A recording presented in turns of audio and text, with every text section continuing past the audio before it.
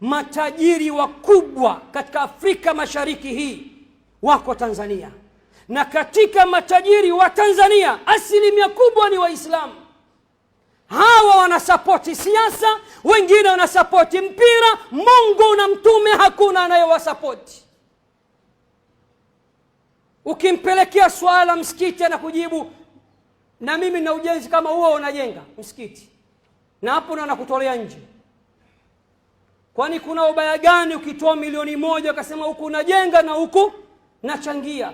Huenda ule msikiti uliochangia ukakupa fadhila kuliko ule ulioujenga mzima mzima. Mmesahau kila kisa kilichotokea Saudi Arabia, kilichohadithiwa na mmoja ya mashekhe wakubwa.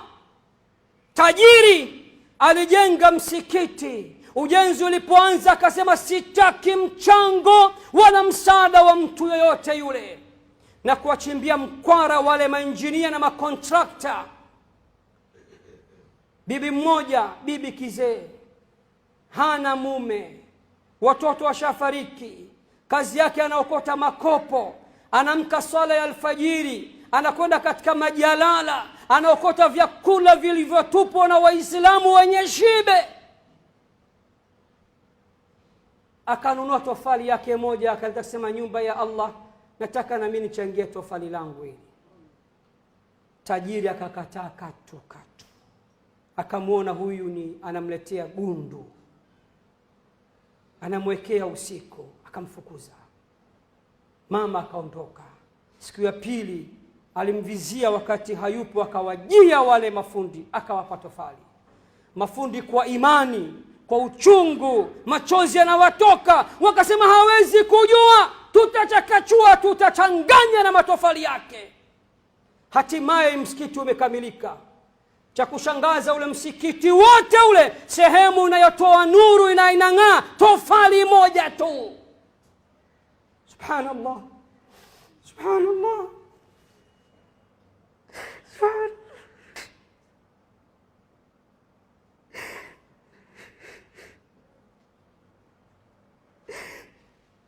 msikiti mzima Allah hajampokelea.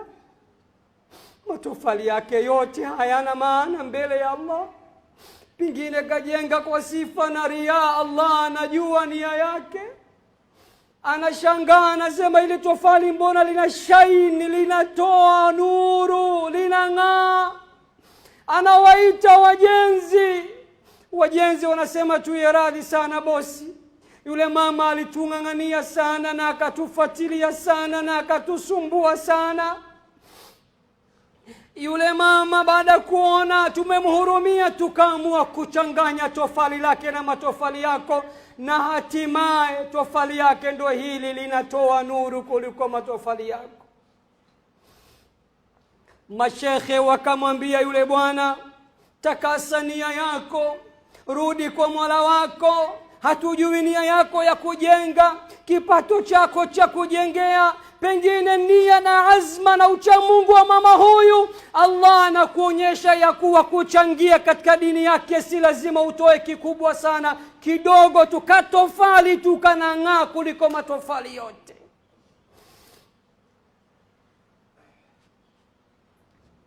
Kwa kwapi wafanya biashara wakubwa? Waislamu wanateseka sana. Waislamu wana hali mbaya sana katika nchi hii. Misikiti yetu ina hali mbaya, madrasa zina hali mbaya, walimu wa Qur'ani wana hali mbaya, ni omba wengine. Kazi yao kutoa milioni 15, 20 kwa wachezaji wa mpira.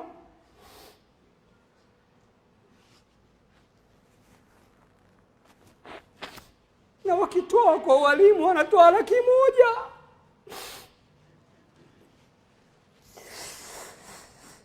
Na washangaa sana wafanyabiashara wa Kiislamu wa Tanzania.